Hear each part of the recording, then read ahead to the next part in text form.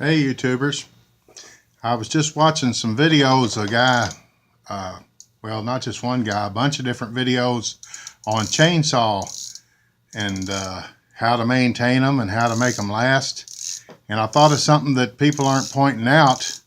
A lot of good facts on there though, and I can see that what the guys are saying is very true, and that's why I want to add this one point that nobody seems to be pointing out, or I've overlooked, one or the other. People are letting the guys know, don't start your saw up and rev it up real high. It makes the hair stand up on the back of my neck when I hear people do that at the flea market. They'll showing the guy a saw they're trying to sell him, and they'll start it and wring it out real tight. And I think, go ahead, seize the piston, and then I'll buy it real cheap. But aside from that, they're right. The piston expands quicker than the cylinder in the beginning. The piston grows, the cylinder doesn't. It galls up and down in the cylinder wall, smashes the ring, lands in against the ring, and sticks the ring in its groove. And the end result is no compression and pretty much ruined, at least a ruined ring. If you get by taking a jeweler's saw and cutting a teeny little, that's a cheap shot. You need another piston and another ring, and hopefully not a cylinder. More work than what it's worth in most cases. I deal with a lot of old stuff. I don't work on them for a living. I piddle with them as a hobby. This cool old Homelite hasn't even had the paint scratched off the bottom hardly. Real low hours. But the point I want to make, and as Arnold Schwarzenegger would say, hear me now, but believe me later. I think it was really just a joke on Saturday Night Live that Dana Carvey did.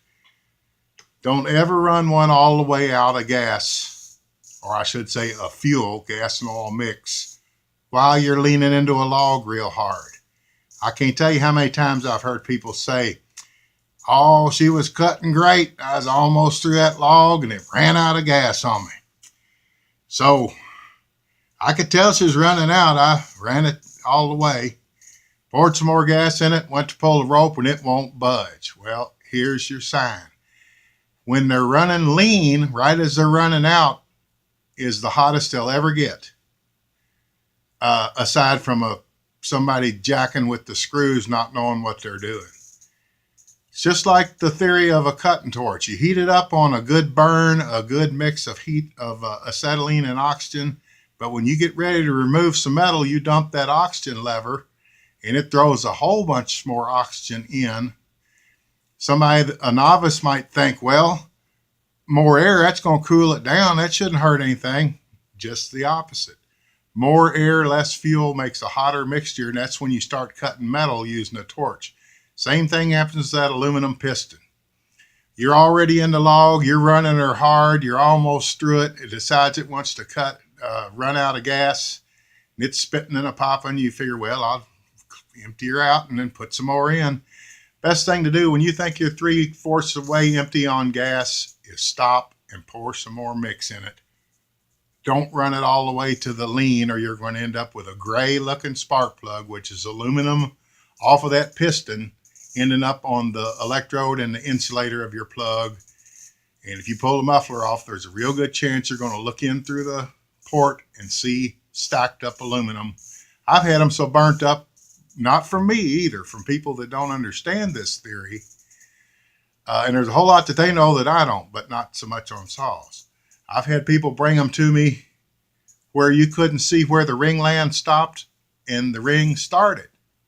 I loaned a saw to a neighbor one time, and I'll never do it again. It came back that way. A good old Craftsman, a whole lot like this Homelite I've got on the table, almost the same saw.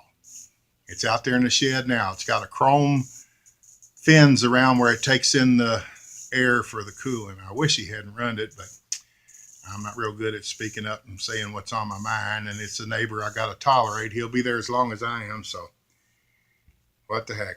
It just happened, but it taught me a good lesson. Don't loan stuff out unless you're willing to risk getting it back burnt up.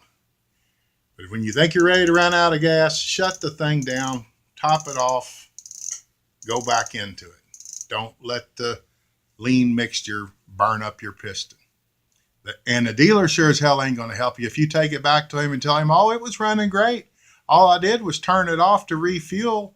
When I went back, it wouldn't pull. Well, yeah, you didn't turn it off. It ran out of fuel, scorching hot, and the piston just sort of cooled down and welded itself after it ran out of fuel, mind you. As it settled out, it welded the piston to the cylinder and the ring to the piston.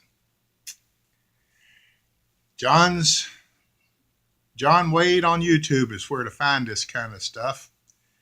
I've got 22 motorized bikes. I've got boatloads of old antique engines, Continentals and Rios and Clintons and Iron Horses and